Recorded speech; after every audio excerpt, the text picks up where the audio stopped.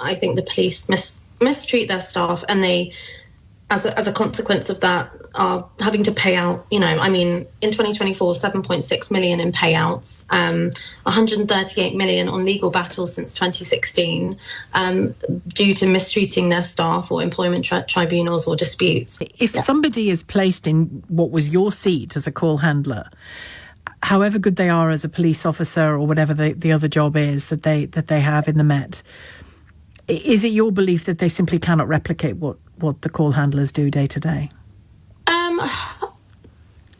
There are a lot of police officers that I witnessed that would come in for overtime to the control room, and some of them just weren't capable. Some of them just didn't have the skill, whether that's like technological on the systems, listening skills, multitasking. That a lot of officers that came into the control room were either for overtime or they were sick of being on the streets and they were sick of dealing with people face to face. So a lot of the times the officers that are answering the 999 calls are fed up, sick of their job, doing it for the money, and don't have a compassion and are quite robotic. So, yeah, I think call handling, you have a specific intake, like training intake with officers. When you've come from the street and go into call handling, you're sort of on a short sort of mini course to go into it, which is understandable, but you haven't had that training like call handlers do. Do you think it's a legitimate ask on their part to be given the London allowance in the way that police officers are given?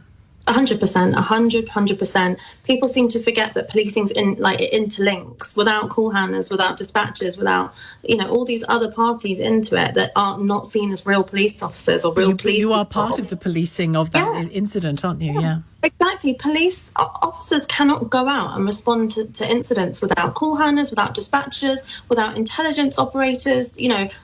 There are so many different roles, and people don't understand that, and they belittle police staff. And I find it so ironic that the Met say, we 100% value our staff and officers the same, yet we won't pay you the same.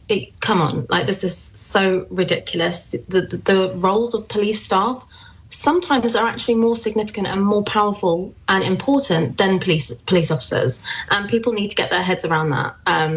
Just because you're not on the street with a stab-proof vest arresting people doesn't mean you're not important. And there's a whole other intense side of call handling and control room. You've got statistics you have to make. If you don't make those stats, you get in trouble. I will never forget. You mean for speed of response, that kind of thing? Speed of response, exactly. I will never forget being on a call with someone who was suicidal at a bridge by the Thames. There was no officers or ambulance available for 45 minutes. So I stayed on the phone with him to stop him from jumping, obviously, because I don't want him to hurt himself. And I got in trouble after for being on a call longer than 8 minutes. And you get your supervisors come up behind you and say... Did they know the nature of the call? Yep, they know the nature of the call, but they need to make statistics, and that you need to make stats to be able to show that your department is running smoothly. And that's why policing it's run like a business, and that's where you let people down. Do you think as well that this is... Clearly, that it's about a dispute that's taking place, of course, but do you think it also reveals just how thinly spread all of policing is? Yeah, of course. And I've said it for years. I think the police mistreat their staff, and they, as a consequence of that, are having to pay out, in 2024, 7.6 million in payouts, 138 million on legal battles since 2016, due to mistreating their staff or employment tribunals or disputes.